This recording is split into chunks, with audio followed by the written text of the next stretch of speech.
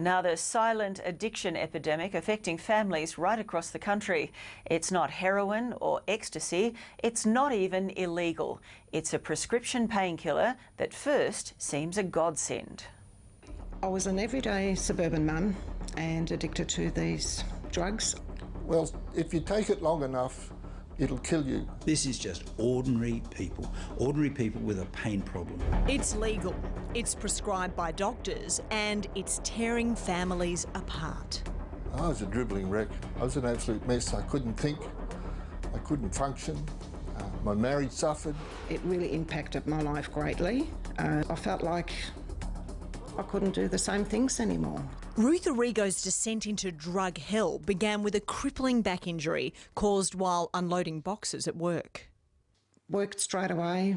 They were a fantastic drug, you know, I'm not knocking that. Ruth was prescribed this drug by her doctor, OxyContin, the brand name of Oxycodone, an incredibly strong and highly addictive painkiller.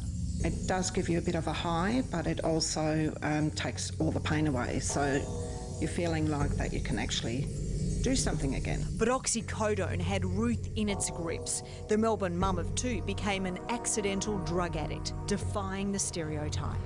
When time goes by and you're taking the medication and you're taking, say, 20 megs twice a day, then it becomes, you know, 20 megs 3 times a day or 4 times a day. And it seems like the drug's not working anymore, so obviously you need more. So what was your lowest point?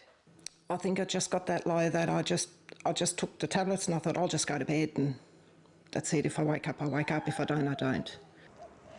When you think of drug addicts, it's the old cliche, some junkie in an alleyway in the inner city. But the growing trend of drug dependency in this country is a far cry from that. It's everyday mums and dads and grandparents prescribe drugs for an illness or injury, creating habits they just can't kick. When you're in chronic pain, the focus is to get rid of it. When you're in difficulties, the focus is to get rid of it. You just listen, you don't hear.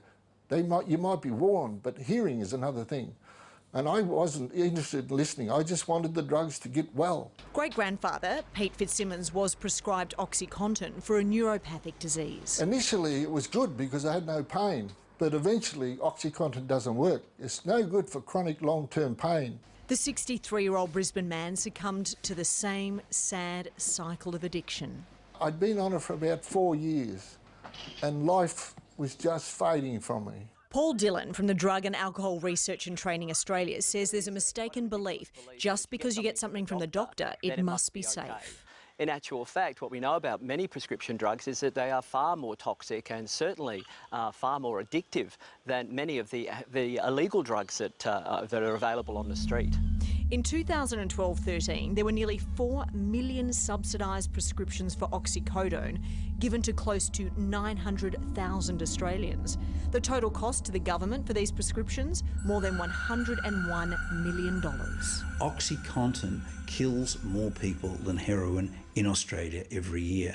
There are more overdoses from OxyContin in Australia, more admissions to hospital than there are from heroin. Professor John Curry is from the National Centre for the Neurobiological Treatment of Addiction. He says the majority of patients he treats start their drug use in hospital. If a member of your family goes to hospital and comes out on one of these drugs, check it and see, do I need it? Do I still need it? And most importantly, if I keep going, ask my GP, will I get addicted to it? As former addict, Pete knows withdrawal from drugs like OxyContin is long and painful. Oh, slashing pain. It felt like my toes were being cut off, legs are being cut off, as I had to come to grips with the pain, because obviously my pain levels were suppressed. Pete endured a medically supervised withdrawal to kick his habit. He now uses his experience to help others through the Australian Pain Management Association.